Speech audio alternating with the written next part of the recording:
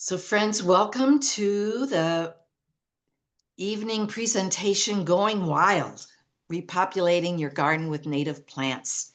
I'm Vicki Curtis. I'm the program director at the Sienna Retreat Center. And one of the values that we support is environmental or ecological justice.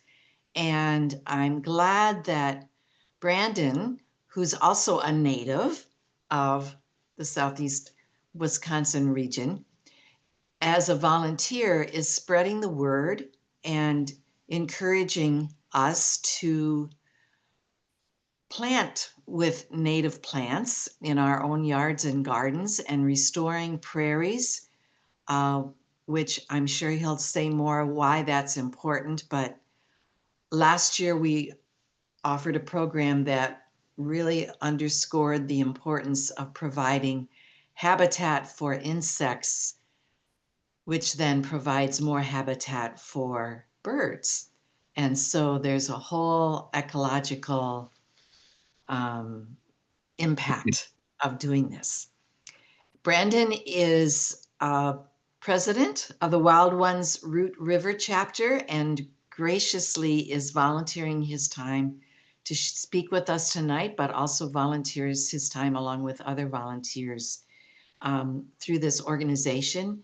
And Brandon, you can tell us more about yourself or Yeah. what you do for money if you want, but we're delighted that you're with us this evening. Well, thank you. And I'd be happy to get into who I am, but if you'd like, I can get us started with the presentation, and who I am will be part of that. Sure. All right. Well, thank you. So I'm here today, like Vicky said, to share with you some tips and perspectives on repopulating your garden with native plants. I chose the word repopulating very deliberately because every plant you see today will be a plant that's lived in our part of the world way before we ever got here and before we ever converted the land to turf lawns and concrete. So we are adding native plants when we put them in the ground, but what we're really doing, if you think about it, is we're putting them back where they belong. So that's why we are repopulating your garden. Now let's see how it will let me progress the slides here. There we go. So to start out, obviously, I'd like to share just briefly a little bit about Wild Ones, which is the group I'm here to represent, and myself.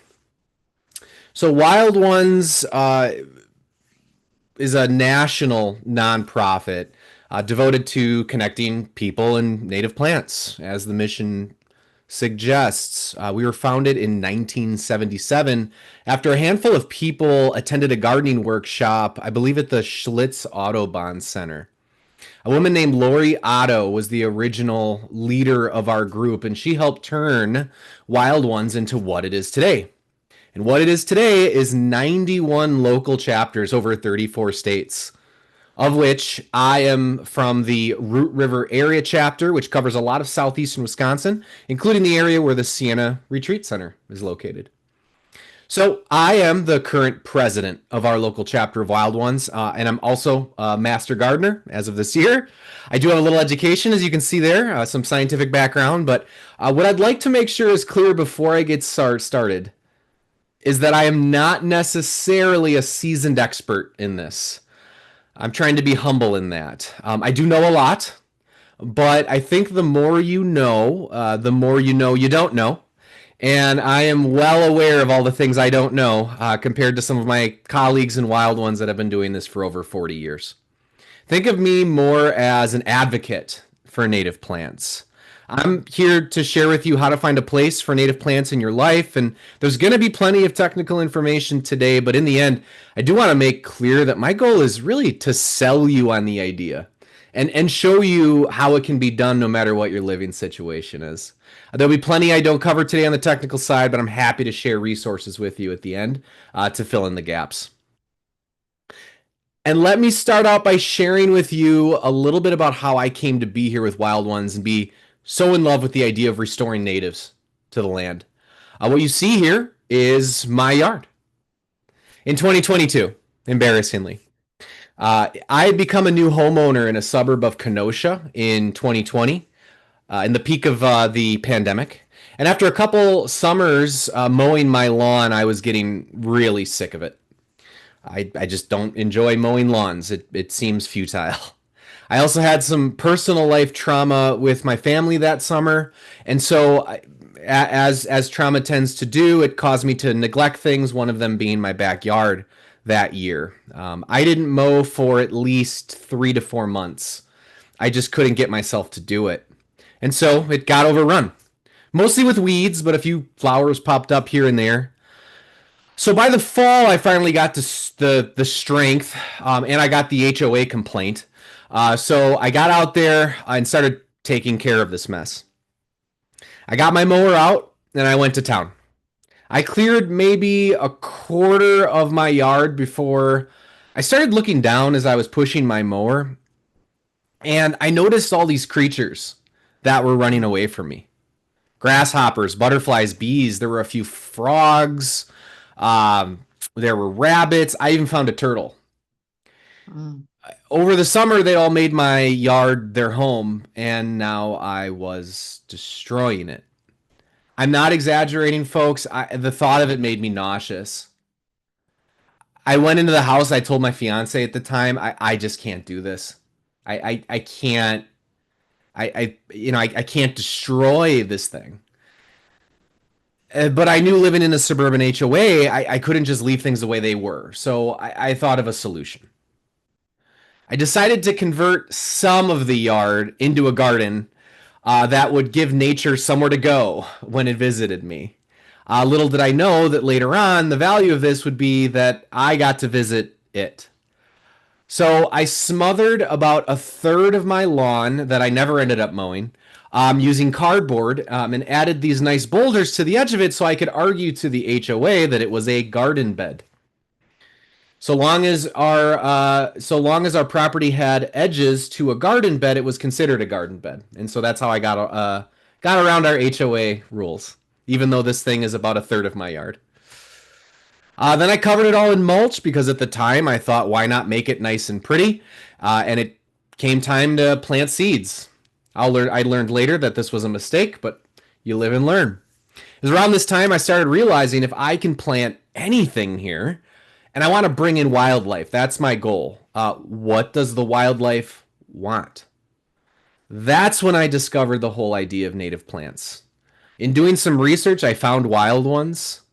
This really passionate group of people in my area, and they recommended a seed blend to me based on my plot of land. So I spread it throughout this area. In around December, I waited anxiously for this paradise to pop up in the spring, and in the spring, here's what I got. Not that exciting. Like I said, I'm not an expert, but it got me interested to learn more. So what happened here? How does this all work? There's a technical side to this, and I have a science background. I'd seen these beautiful photos online of restored prairies, and I wanted that in my yard. So I made some adjustments over the year, ready to see what the second year would bring me. And after all that work, around April of year 2 rolled around, and it looked like that. I started getting worried. Well, what am I doing here? But it turns out this hobby rewards you for your patience. I did a little more reading. I learned that giant wood chips smother small seedlings. I took care of that. And later that same year, it did fill in to look like this. So I still had a bald patch there, not perfect. I worked on that. Some rabbits absolutely mowed down a lot of my plants, so that's the reason for the fencing. But it definitely felt more like a place wildlife might want to hang out. You can see several flowers there. Here's another angle during that same summer. I really started feeling like I had my little native oasis coming together. But I wasn't even prepared for what this plot had in store for me on that third year, which was that. And so 3 years into the journey, this is now my yard. This is 2025. And let me tell you, this has been one of the most rewarding, soul enriching things I've ever done in my life. I did this project to give to nature, But what I'm realizing now is this place is giving nature to me. I sit back there for hours every day, just looking at the colors, smelling the smells, spotting all the wildlife that I've given a home. I mean, it's everything. It's insects, it's birds, it's reptiles. I've seen everything you can imagine, and I'll never be the same. I will always, after this experience, be devoted to sharing this possibility with others because you all listening have an opportunity to share to bring this into your life. Through a connection with nature, we find a connection with higher power. We feel more part of this earth we've been given. The last thing I'll share before getting started with the rest of this presentation today is I also learned native gardening is a fantastic life lesson in foregoing immediate gratification in the interest of long-term goals and sustainability. It really is. Remember, this took 3 years. This also taught me humility because you cannot force this to happen. You can only give it the land, set it on its path, and it's going to do what it does at its pace. You're merely the guide. So let's get into it. Here's a little outline of what we'll talk about today. First, broadly about native plants, and then a big part of this talk is all about how to figure out the right plants for you and how to think about your design. Then we'll obviously talk about planting those plants that you've picked out and how to maintain what you've planted. And then finally, I'm happy to answer any questions or have discussion if you just want to chat. So what do I mean by native? I know it seems obvious, right? But when you dig into it, it can get a little messy and lead to some assumptions.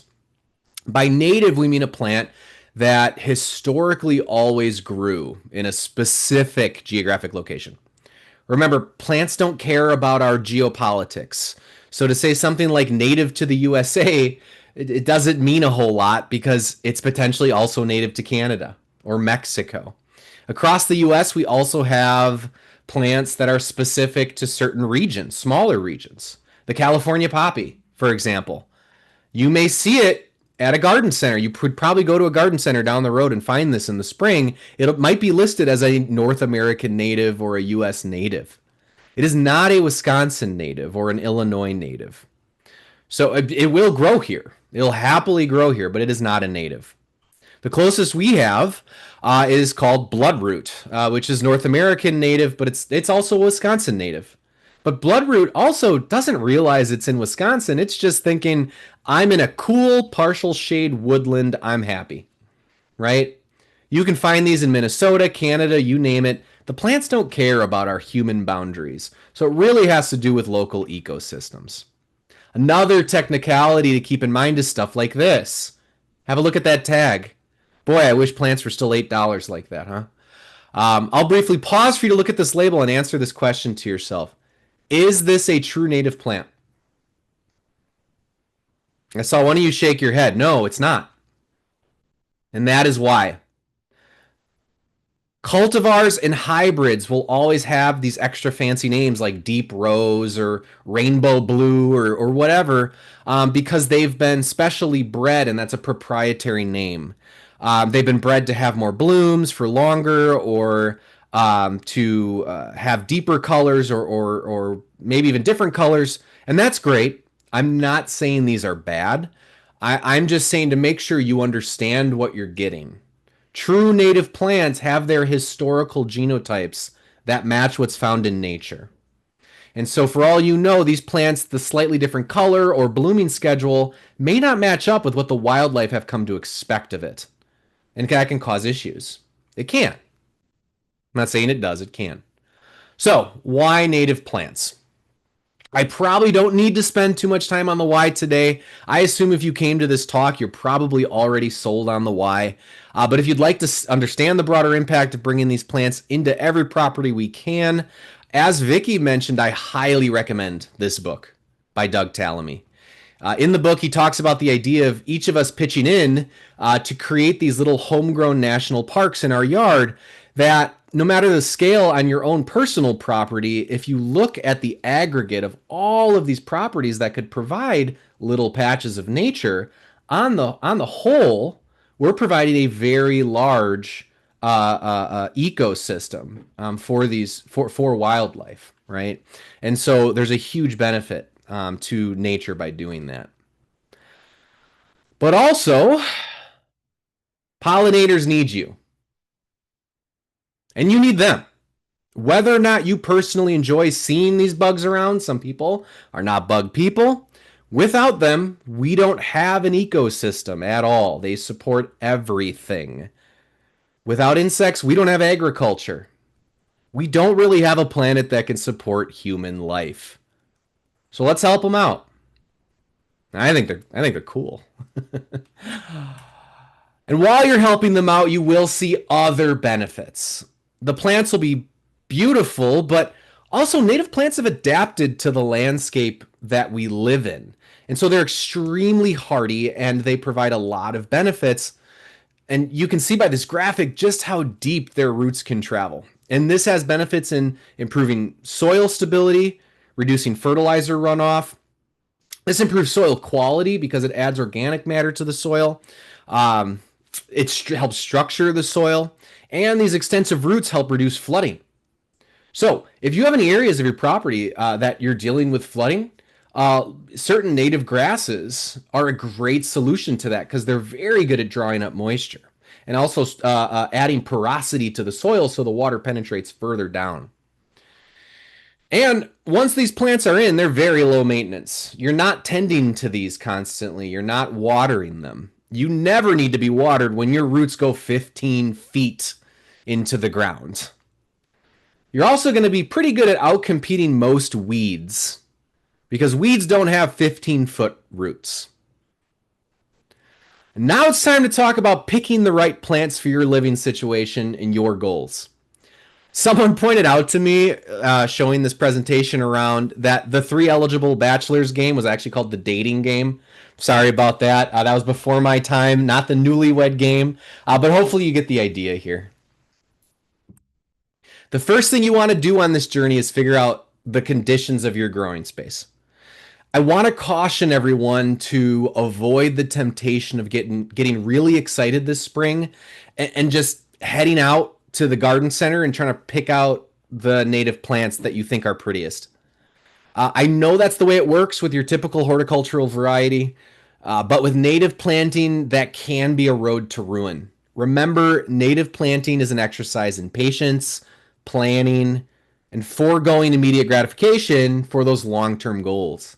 So, the basics of gardening will apply here, of course. You'll want to know your light levels, soil type, and moisture to find plants that fit that condition. Everything on that plant tag does matter.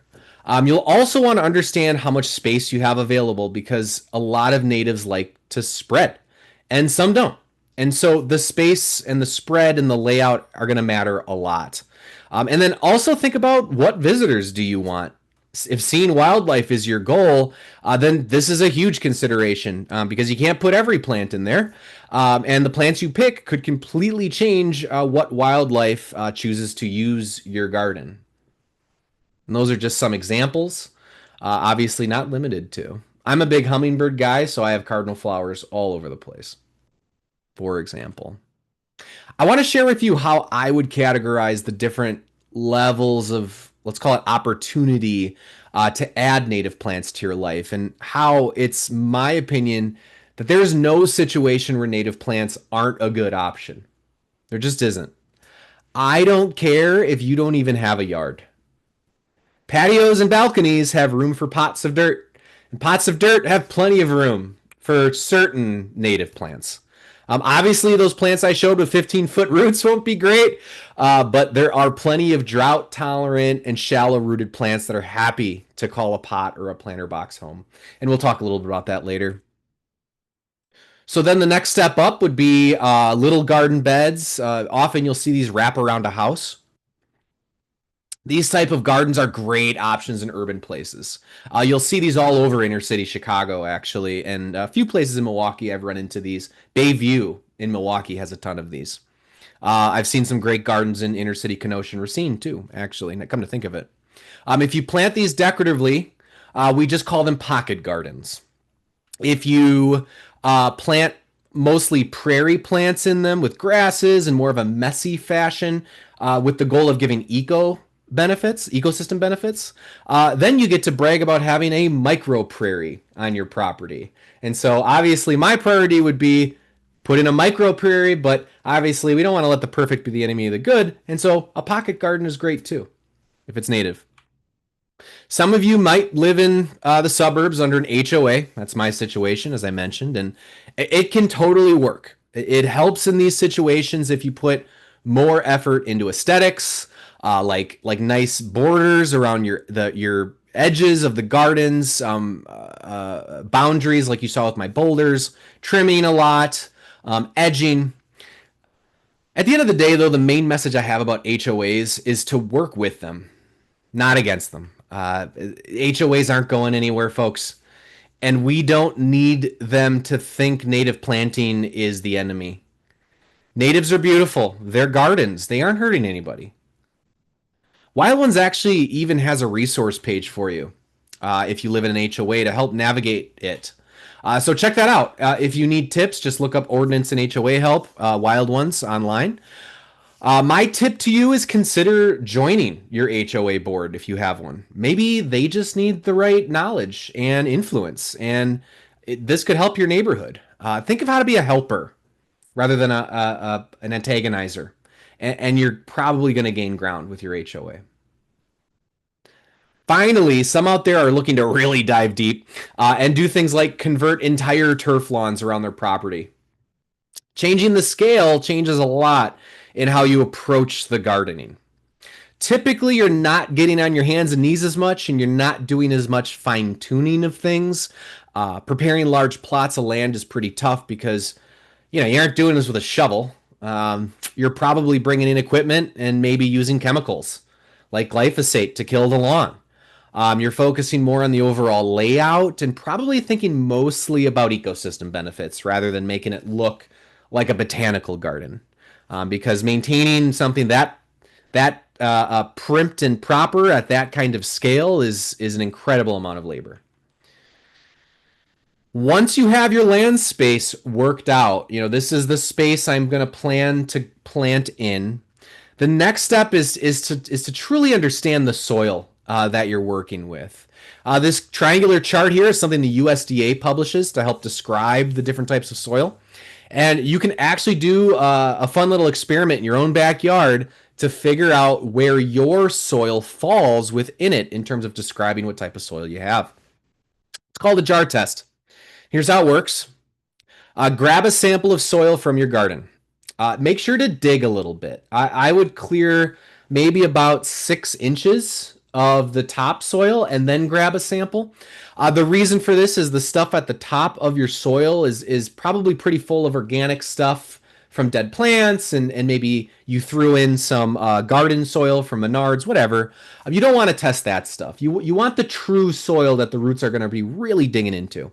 So grab about a gallon of that, spread it out and sift it so it's not clumpy. You want a nice sifted soil. And then grab a 32-ounce mason jar. You can get these anywhere for canning. Fill it about a third full. Add a little dish detergent. Fill it with water. And then cap it. And then really shake that thing for about 3 minutes. Give it a nice agitation. Soil is made of 3 components, basically. 3 categories. Sand, silt, and clay. They all have different particle sizes. And the dish soap and shaking in the water separates these particles from each other. Then when you put the jar down to settle, the different particles will fall at different speeds, which causes them to separate, and then you can measure them.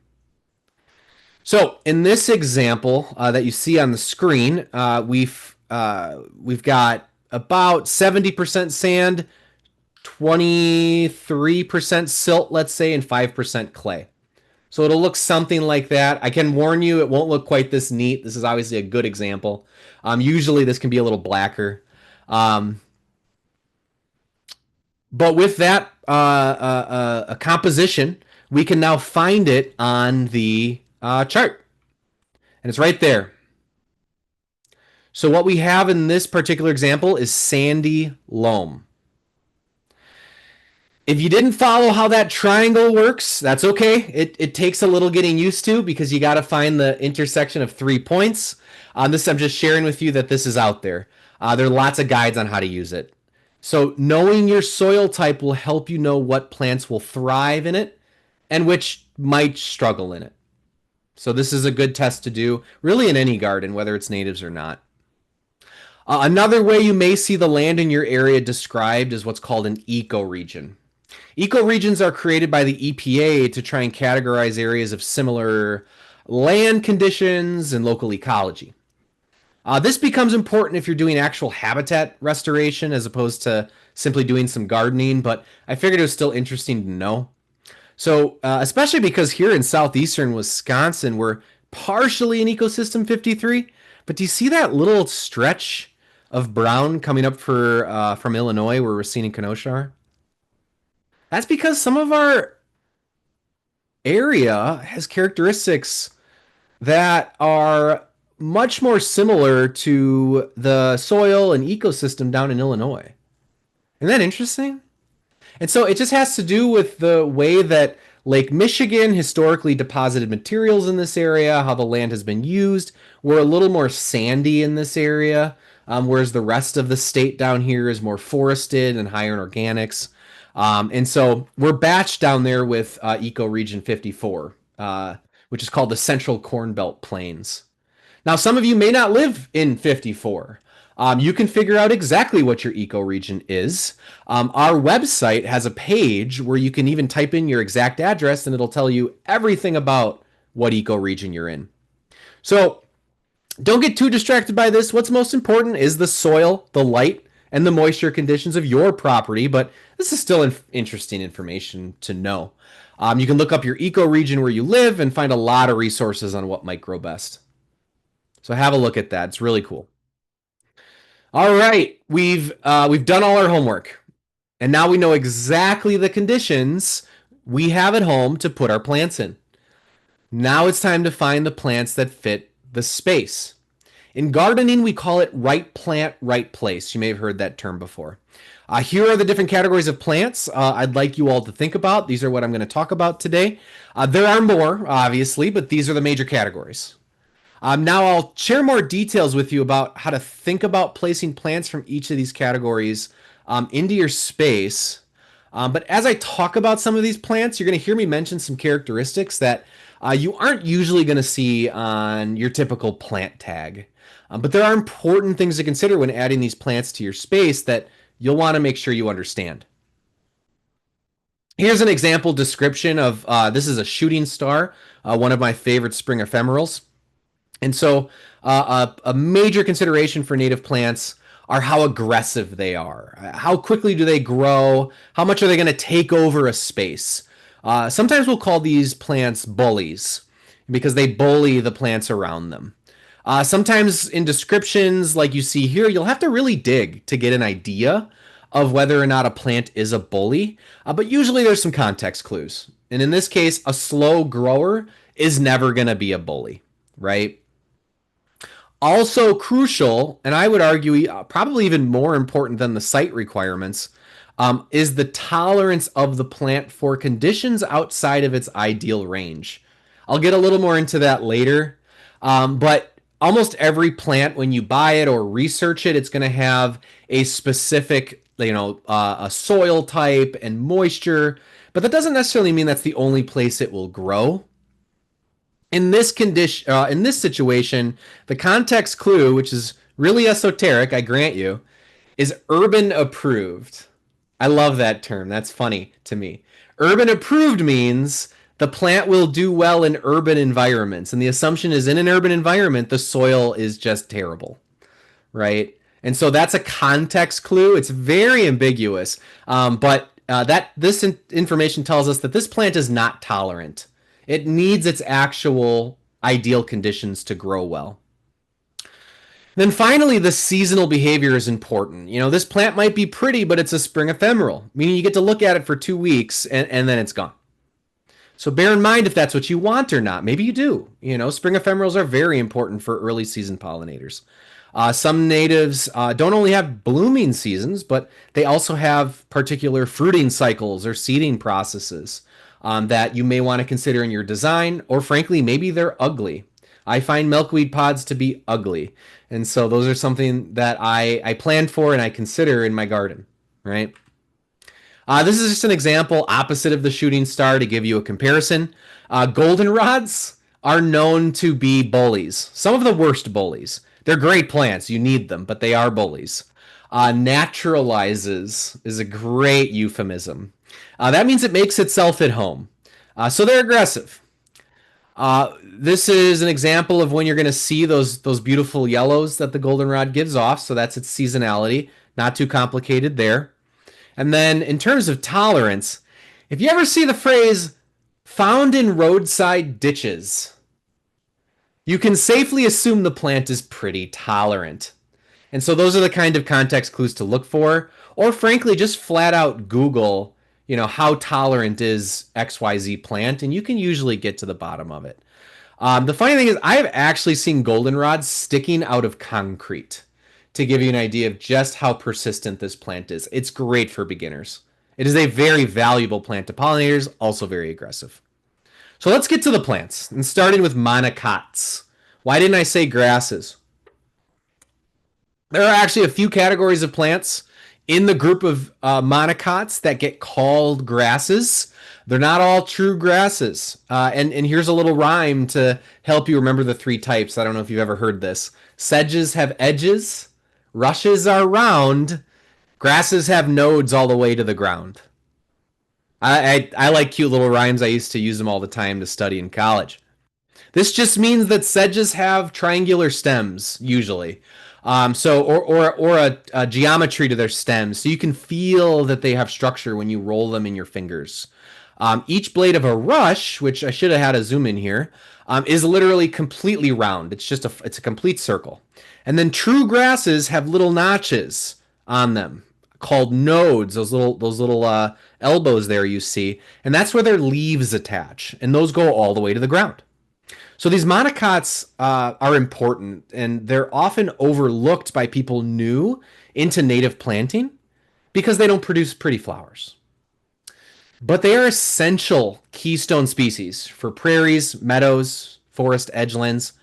Most native flowering plants have actually co-evolved with them and depend on them for survival. Insects use their stems for shelter, and birds eat their seed heads. And I think they're beautiful. There's a lot of really pretty native grasses out there and native sedges. So don't forget about them. Believe it or not, there are plenty of native grasses and sedges that would be happy in a pot or planter box if that's all you have at home. You do want to make sure the pot's larger, at least 12 to 16 inches deep. Here are a few examples. Pennsylvania sedge is in the genus called Carex. Carex is a bunch of different sedges we have here in Wisconsin. A lot of them are great potted options. Prairie dropseed in the center there, very drought tolerant. It'll grow on the beach in the sand. So it does well in pots that aren't watered a lot. And then little blue stem, which is a beautiful grass, will work in a pot. Although it does need to be a bigger pot, I will say. It'll survive. It'll do fine. I'd suggest at least a 10-gallon pot for those. Nice and tall as well. But it'll do it. I've seen, we've put little blue stem in pots before, and they do great. Another really useful category of monocots to keep in mind are the ones that can be planted almost anywhere because they aren't super picky. My property is pretty much all heavy clay soil. I'm talking like 60% clay on my jar test. And so I'm pretty limited to this group on the screen. Canada and Virginia wild rye are beautiful grasses. They send up these 4-foot tall blades with these fluffy, almost like foxtails. And so they're a great option, although they are very aggressive. They will take over a plot, so be warned there. Side oats grama in the center. Really cool seed stalks too, almost like little trumpets sticking off the stalks. And then lastly, again, our old friend the carex, the sedges. They are workhorses. I mean, they will grow almost anywhere. At least the group that I have there on the screen. I mean, there are a lot of different kinds of sedges. This is just a short list and the most common. I probably should have added big blue stem and little blue stem here too. They're pretty good at heavy clay and disturbed soils as well. And so those are going to be your grasses if you're looking for tough guys. But let's go on to, let's just be honest, everyone's favorite, the flowering plants. Let's talk flowers. They're my favorite too. I'm not going to hide it. The colors, the smells, seeing all the bees, butterflies on them. I mean, it's a special kind of experience. It is. We call flowering stem plants forbs. And how many forbs do you think are native to Wisconsin? Think of a ballpark number. It's over 1,000. It's actually close to 1,200. So you got lots to choose from. All right, we're going to go over every single one. So I hope you cancel all your plans tonight. Just kidding. I'm only going to go over a few, but I'll give you some categories to think of. I'm more trying to give you ways to think about these plants in categories, right? Um, but you can find almost any color and size you want. Let's go back to pots and planters. I harp on this one a lot because I think this is one that people don't realize with native plants you can do, and it can look great. So there are actually a huge variety of forbs that work in pots. I'm just sharing a few examples with different colors here. Look for forbs that have compact clumping roots that are shallow. Even better if the plant is drought tolerant, but it's not necessary. The only special mention I want to make on this screen, I'll let you read them, is the butterfly weed, because it's probably my favorite native plant. I mean, look at that thing. The orange on them are incredible, but they're also one of the few milkweeds that work in a pot. Other milkweed varieties have huge 8 foot, 6 foot deep tap roots that just will not work in a pot, but not the butterfly weed. It doesn't have that. And monarchs will use this. So it's a great addition even to a balcony in the inner city to give the monarchs a way station. So if you're going to put anything on a balcony in the inner city, I highly recommend you throw some butterfly weed in there. But these other flowers are obviously beautiful too. So all great options. If you don't have particularly good soil or you don't have a particularly green thumb, here are some of the forbs for your garden. Now, tough forbs also tend to be the bullies because they're fast growers. They put out a lot of seeds like Rudbeckia does, and Echinacea puts out a ton of seeds. So I would think twice about putting them into a tiny pocket garden unless you're on top of your pruning or you only plant them with other bullies, and so it's all equal. If you're looking for any other tough forbs, look for that urban approved status online or any plant that says it can tolerate heavy clay or disturbed soils. Those are going to be tough forbs. We also tend to call a lot of these plants clay busters, and I love that term because over time their root structures will improve crummy clay soil. And that's because their roots will dig into it and loosen it and add organic matter, which allows other less tolerant plants to move in behind them once the soil quality is improved. And so these plants are great for improving soil quality over huge plots of land, and you don't have to do an ounce of tilling. Just throw these plants in, give them a few years of time, and that soil quality is going to improve drastically. The final quality of forbs I'd like you to think about is what I call the givers. I love givers.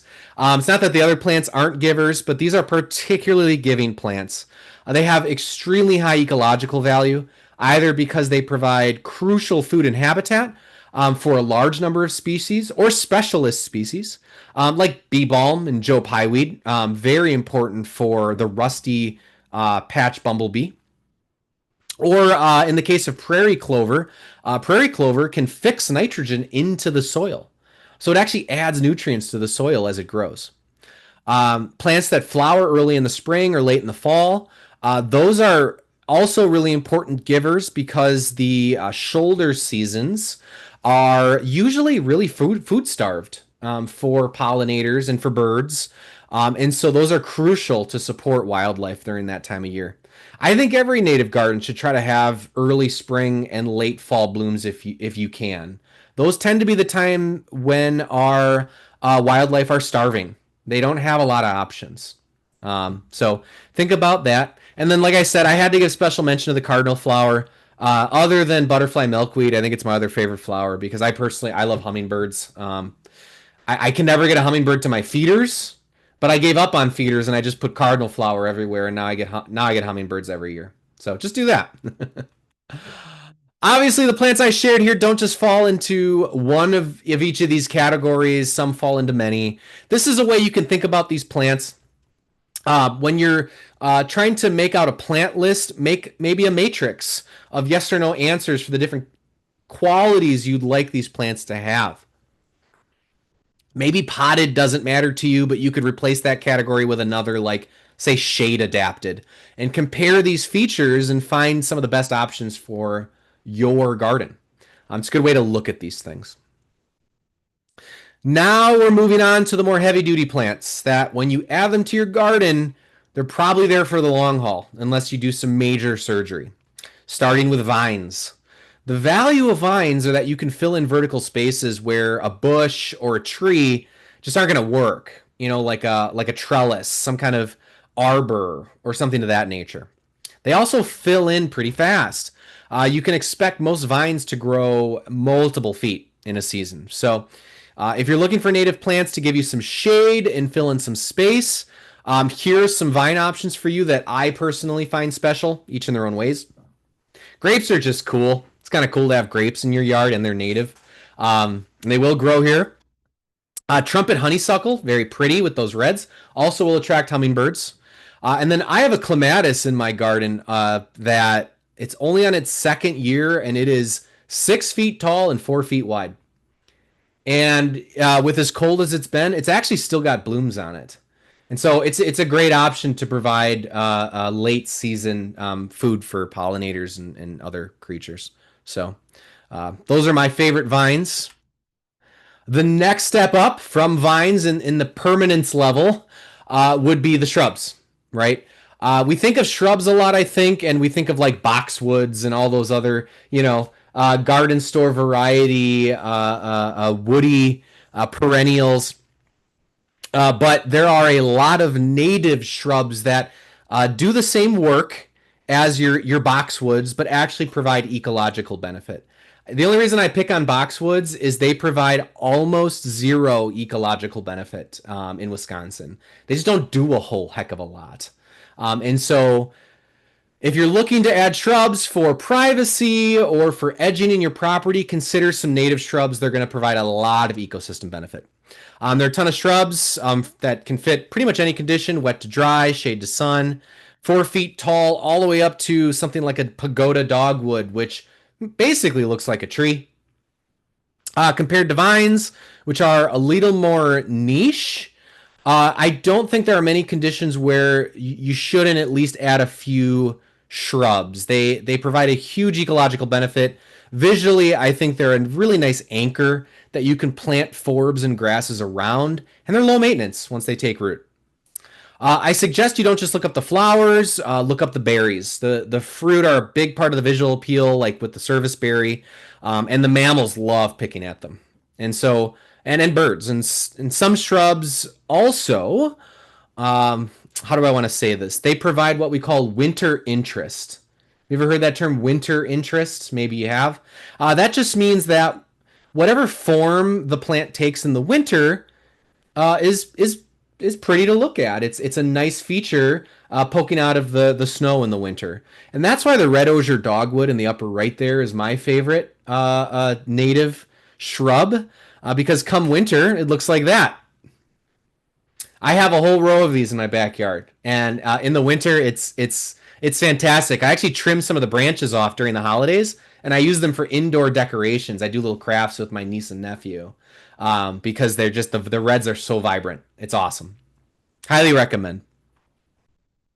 And then finally, we shouldn't forget that native trees are native plants. I think maybe sometimes they get lost in consideration because we think of flowers and smaller things when we think of gardens, but I want to remind all of you that if you have room for an oak tree, please, please, please plant an oak tree. A single tree will provide more benefit to your local ecosystem than an entire property's worth of any other plant. It will continue to do this long after you're gone. You'll also be doing your part to grab some atmospheric carbon and put it back into woody material. That's going to lock up that carbon for a long, long time. There are three major types of oaks that we usually recommend depending on your conditions. There's the red oak, the swamp white oak, which likes wetter conditions, obviously, as the name implies, and then the bur oak, which is my favorite, that's on the screen here, that thrives in open fields without other trees around it. So there isn't really a growing condition where an oak doesn't fit, in my opinion. And I don't mean to harp too much on the oaks specifically. There are obviously other great species of trees you can plant if you're interested in looking them up. There are hundreds of native Wisconsin trees. I mean, any native tree is better than none, but the oak really does take the cake in terms of ecosystem benefits, and it's not even close. So those are the plants. Once you found some that fit your space, you go, these are my plants. You've got your little list together, your notebook's all filled out. Let's talk a little about some tips for designing a beautiful garden with them. For pots, avoid the temptation to place one species in one pot. Even in a planter box, or excuse me, even in a pot or a planter box, natives prefer to be companion planted. They prefer to be next to other plants that they have adapted to being next to. So that gives you the opportunity to make a nice arrangement. We actually make these and provide them to business centers around the state, and they love them.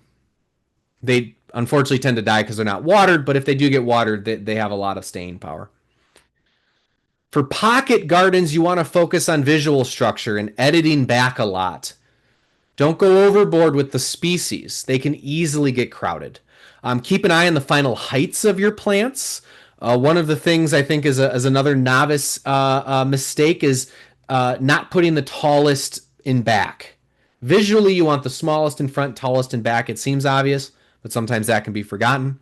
And then focus on a few just really perfect species for that space that really pop, rather than trying to buy a modeling of a bunch of individuals. Group maybe 3 to 7 of the same species in little bundles, and you'll be surprised how well this works visually compared to just single flowers floating out there on their own. If you have more space, make sure to lean even more on those grasses. You're going to at sedges and rushes. You're going to hear me harp on that a lot. I know we want lots of flowers, but the grasses will help prop up tall, lanky flowering species that have adapted to do that. Echinacea, for example, asters, bee balm, these all get very tall and lanky, and without those grasses to support them, they're going to flop over and they're not going to look that great anyway. You can see the coneflowers, the yellow coneflowers in the lower right doing that in this image because they don't have any grasses to prop them up. Repeating patterns are going to give the garden cohesion. You want to keep in mind what will be blooming during each part of the season because you've got a lot of space. So try to set it up so something is always in bloom at all times, from spring all the way to fall. Native plants are not like your typical annuals, where they just stay in bloom the entire growing season. No, they have a blooming window and then that's it. And then they actually sometimes don't look that great. And so you want to have that succession plan throughout the season. And then finally, remember accessibility. Design this thing to enjoy it. You still want to be able to access all of it. So make sure you're creating some beautiful physical pathways, some pavers. That's easy enough. I have a little metal bench in mine where I read. I'm in a shady place with the clematis giving me shade. I get stung by bees all the time. I love it. If you're converting an entire turf lawn or even larger plots, a big consideration for you are going to be site preparation. That tends to be the biggest challenge. You might have an acre. How the heck do you get rid of all of the plants in an acre so that you can put native plants in? You don't have a lot of options. Smothering, like I showed you in my backyard with cardboard, layers of cardboard, that can work up to a point, but it's very timely and very resource intensive. Solarization is where you put a plastic sheet tightly over the top of the land and the sun beats on it and creates a greenhouse effect. And it gets so hot it actually cooks the soil, and that will kill everything so that you can plant native plants in the place. And then finally, glyphosate. I have to mention it because it is a very commonly used ecosystem tool, and it is often very misunderstood. Okay. Um, all I'll say about it is used out there. And the one thing to understand, and you can look this up, glyphosate biodegrades in the environment after about 30 days. And the derivatives that glyphosate turns into are effectively simple sugars. So if I sample your dirt 6 weeks after you applied glyphosate and you didn't tell me it was in there, I would not be able to detect it was in there. So that's the only thing I want to share about that, because I don't want it to keep people, like the challenge of converting lawns, to keep people from doing it. Obviously, if you can achieve this in your property, that is a huge ecosystem benefit. In these properties, you want to, again, heavy grasses at least 50%. And as opposed to the smaller gardens, you can go crazy with flowering species. In fact, squeeze as many in there as you can handle and spread them out evenly. Because different flowers will take hold different years depending on what kind of seasonality you have of temperature and moisture, like how much rain you got that year. That's called prairie succession. So over the successive years of large prairies, you will have different types of flowers and grasses that will predominate your yard. You get different visitors every year. It's very cool. And then obviously you want those paths so you can get around. If you're looking for a little help planning the design of your garden, I want to share this great tool you can use. NativeGardenPlanner.com is a free tool that I've used to visualize my layout and create my planning lists. I have no affiliation with this tool. I just like it. It does have a subscription option, but most of the features are totally free. There's no reason to pay to use it, and that's why I'm sharing it today. It allows you to pick through a huge catalog of species by name, type, size, and then you can drag and drop it onto a schematic where it puts an icon on the schematic that's roughly the size of the plant when it's fully grown. So you can see how everything will fit. This is an actual current project I'm doing for a local elementary school, where it's just these 4 triangle beds. Once you have your plants on the schematic, it will show you some cool analyses of everything you placed on the design. Like here's a really useful visualization of the blooming schedules of each of these plants. And the icons show the color that each plant will give you in the garden and then what time of year. Really cool way to visualize it. You'll also get a nice detailed description of every plant with pretty much everything you need to know about how to get started, including a link to buy it, usually the seeds, which isn't affiliated with the site at all. This site is not looking for profits. It's looking to help people design their native gardens. All right, we're almost through to the end here. We have our site plan. We have our plants picked out. Now let's plant them. The pros of growing from seed are that it's more economical per square foot, and it's a lot less work.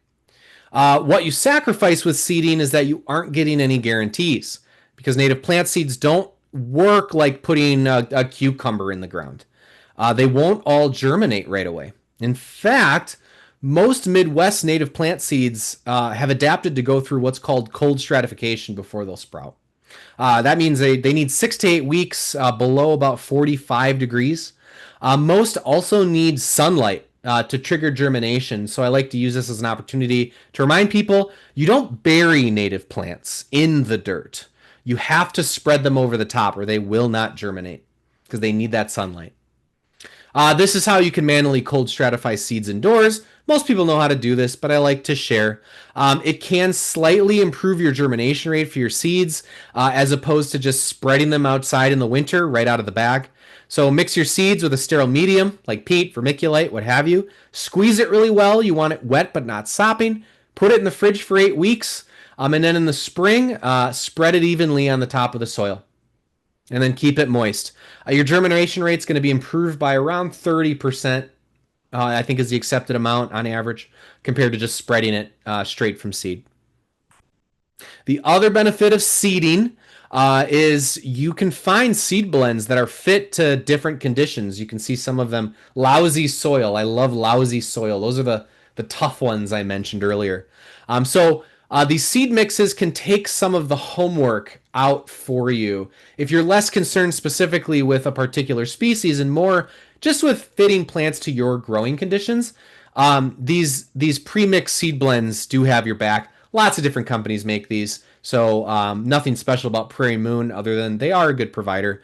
So Conquer the Clay, that's the mix that I used in my yard. So if you're more particular with the layout of your garden, plugs are the way to go. They're way more expensive per plant than a seed, but you're guaranteed a live plant. And in some cases, like shrubs and trees, you're not having to wait years because the live plant's already there. It's ready. It's maybe a year or two old. You may not have heard the term tree whip. I don't know if any of you have heard that term. It's a great option for planting trees if you have the patience. Tree whips are just little grafted branches that become new trees when they're stuck in the ground. They're typically cheaper than buying, a 5-year-old tree. And they have a pretty high success rate compared to trying to handle a large tree that's likely to tip over in a windstorm that first year. But you do have to wait several more years to get a nice sized tree out of it. So you got to weigh that option. When you plant a plug or a shrub or tree in the ground, make sure you dig a hole that's about twice the size of the root ball. Loosen up the roots, and you can even cut the roots up a little. New people to gardening are sometimes shy about picking on roots. Experienced people will hack those roots like crazy. So don't be shy about the roots. They're pretty durable. Place the plant a little above soil grade, like you see in the image there. When you bury it, you can cover the soil in a little bit of light mulch, but don't cover the stems of the plants in mulch, just around it to keep it moist. You want to water these plants a lot the first year because they are very vulnerable to drying out locally, right? And so once a week, I water my new shrubs, and then after that, the next year, you never have to water them again. When you put live plants in pots, you want to make sure you have a pot that will give the right amount of root space. Usually, like I said earlier, a foot deep is good. Fill the pot with half soil, half sand for drainage. And then lastly, an important tip is pots can be kind of overexposed in the coldest parts of winter. The roots of a lot of plants, even native plants, they're hardy, but they're only hardy to maybe 10 degrees Fahrenheit. So if the season gets even colder than that for a long period of time, you may want to insulate the pot. Even just covering it or wrapping it in a blanket. Some people bury the pots in the winter or bring them in a garage. Whatever you can do to protect those roots in February, I would recommend it. Your maintenance in that first year, the plants go into the ground. It's so crucial for how well your garden turns out long term. Nothing but, like you see in the image here, tender seedlings exposed in the middle of all this bare earth. That's not a condition that these plants have adapted to survive in. You don't really see that in nature very often. There's usually already something there. So they aren't adapted well to survive this. And so you got to help them along. If you don't get any rain, you do need to water these a lot in the first year. I would water them at least an inch of water once a week. You want to do a lot to prevent perennial weeds from getting a footing. Dandelions are perennial weeds because once they have those roots deep in the soil, they could be a real nightmare next year because now they're really situated in there. And they have a lot of exposed soil that first year to get a footing in. You want to be careful when you pull weeds that first year because they can damage the tender roots of the seedlings. So I recommend even just ripping the tops off the weeds if they don't come out of the soil easily. And then lastly, animals. Ooh, rabbits, deer, other animals can come in and they can just decimate a new garden. You basically got little dinner plates on your soil there. It's so easy for animals to pick those out. Deer are especially good at ripping out fencing. So make sure you have those well protected. And then lastly, native plant seedlings, they adapted to overwinter with a bunch of leaf litter and detritus helping protect them in February when it's -5 degrees. And so Try to avoid having exposed soil like this over the winter. Your seedlings will die. They need a little bit of padding to protect them from that cold season. And so I recommend a little bit of leaf mulch or straw to cover over the top. I don't recommend wood mulch like I use in my backyard because that can be very smothering. The wood pieces are just way too big. They don't biodegrade easily. And then also wood mulch risks Asian jumping worms, which is an invasive species. You really don't want that thing in your backyard. After that first year, your new garden is going to ask a lot less of your time. Hopefully, as the plants fill in, they will smother some weeds just by crowding, but you're never going to be totally free of them. Weeding is just a part of gardening, folks. Um, you want to do your trimming and pruning, of course. And then finally, you'll have to decide how you want to manage all the brown stuff the plants leave behind in the fall. It's not insignificant. You know that beautiful garden of mine I showed you at the beginning? Here's what it looks like right now. I took this photo 2 days ago. Not as pretty. You do want to resist the temptation to just clear this out every fall because you think it's ugly. A lot of this brown material you see is used by wildlife for shelter in the winter. Lots of bees and moth species live in hollow plant stems. Fireflies, they lay their eggs in the leaf detritus that falls in the ground. So consider leaving that stuff there. The typical suggestion is to clear out the brush in around the mid spring. Around late April, early May. That gives the insects a chance to wake up and leave before you pull all that material out of there, either with mowing or clear cutting. And some even burn this material. I won't get into burning today, and I wouldn't do that. Don't consider that unless you're very trained on that topic. It is good to clear that material out every other year or so, just to make sure that everything's refreshed. You have a nice clean slate, so fresh plants can come in. They have lots of sun. And those are my tips. I really hope you found some useful tips today and a new appreciation for native plants. If you remember anything from today, please remember that no matter your living situation, there is a way to add native plants to your living space. And in doing so, you're not just going to give to nature, you'll be building a bridge with nature. It's going to give just as much back to you. There's plenty more out there to learn. This was just a primer. Here are the main resources I suggest you check out if you want to know more. Wildones.org, of course. If you want to find our specific chapter, look up Wild Ones Root River and you'll find us. We'd love to have you as members. The UW Extension's horticulture department is fantastic. Lots of great resources on there. They're the ones that certified me to be a master gardener. So check that out if you're interested. And then the Wisconsin Department of Natural Resources, of course, they've got lots of great pages on native Wisconsin plants. They've got great resources on things like rain gardens, which I highly recommend you look into planting rain gardens with native plants. And that's everything I have today. Thank you so much. That's my team. Everyone you see on there helped me write this presentation. So special thanks to my group of weirdos, my wild ones. Weirdos. If you have any questions, you're welcome to ask them now or reach out to me. Feel free to write that email address you see there, and happy to speak with you. So, thank you for your time. Any questions? Thank you, Brandon. Actually, we have a couple of questions already in the chat, and Sure. I have one of my own. Jane wants to know if you all can get a recording of this. I'll send a recording link to you all tomorrow, and I'll talk to my director to see if we can put it on YouTube rather than just have it sit temporarily in our Zoom account. But I know it would be available for viewing within, the next couple of weeks. Right. And then, Brandon, is there, like, one of my questions is, I have a little yard in Round Lake Park, Illinois.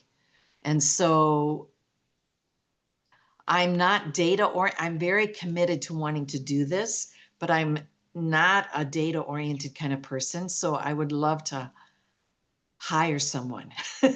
Sure.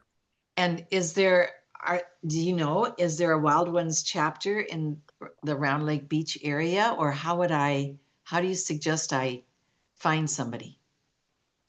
That's a great point. So typically your local Wild Ones chapter would love to work with you. That's what they did to me. I mean, they actually adopted me, right? Mm. And so I became part of their group. But I looked up Wild Ones and then I just typed in my city. And so I'm sorry, where did you say you're located? Round Lake Park, which is Illinois. So you may be part of the Lake to Prairie chapter. Okay, thank you. Yeah. Yeah, for most of us, there's going to be a Wild Ones chapter for you. There's a Chicago chapter, there's a Milwaukee chapter, so we do span the gambit, and you can usually just find their chapter page, and they'll have an email. You can reach out to them, and they'd be happy to help you. And so, if you're looking for help with the actual planting and maintenance, usually what they can do is help you design and plan and select the plants. And then you would just hire your standard landscaping company, basically give them that plan and they would carry it out for you. Thank you. Of Great. course. Of course. Okay. And you've gotten some high praise, especially from Marcel, for Well, your thank you. excellent presentation. And thank you. Do you, any of you have questions that you want to ask Brandon?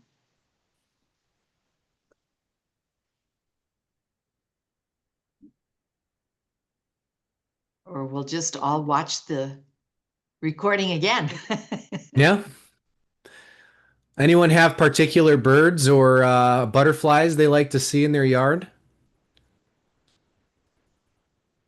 I'm always curious about that because usually you start thinking in that way, and then that can lead you to the types of plants that you should probably think about getting into your life, right? Mm. Monarchs. We always talk about monarchs. I personally love swallowtails. I don't know if you're familiar with swallowtails. They're these beautiful yellow and black butterflies. I wish I had a photo. And then there's also the blue and black ones. And so those are going to have an entirely different set of species that you need to plant in order to attract those. Mhm. So the Siena Retreat Center is on the campus of the Racine Dominican Sisters, 58 Okay. acres, and they've restored prairie in a significant portion. And we do see a lot of different kinds of butterflies, including monarchs. And that's always great to see.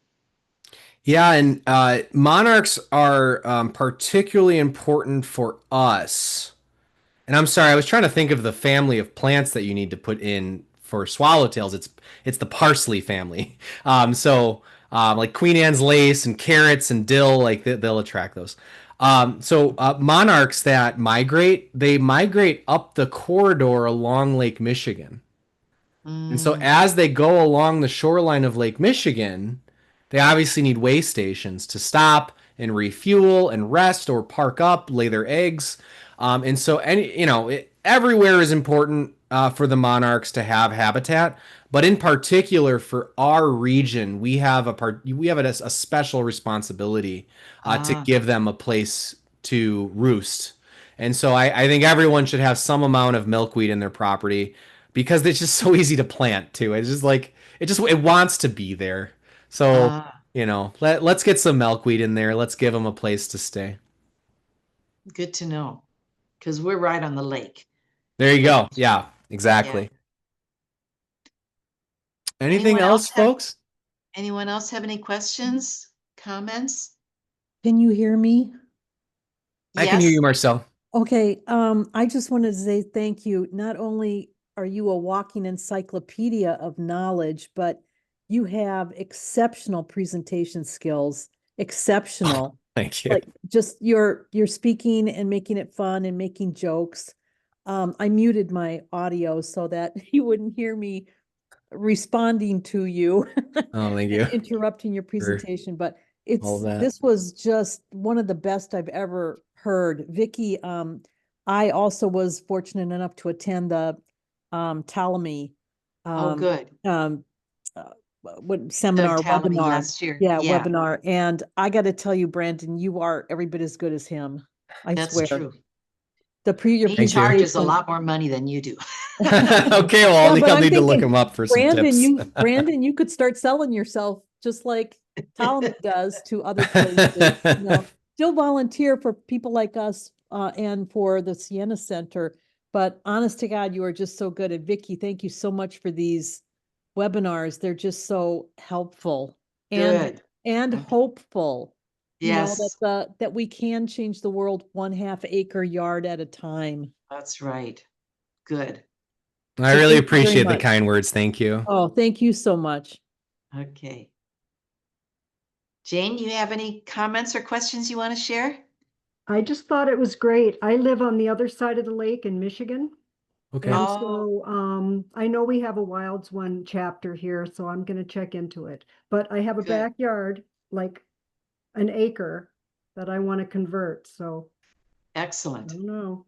Awesome. That's what I'm trying to do.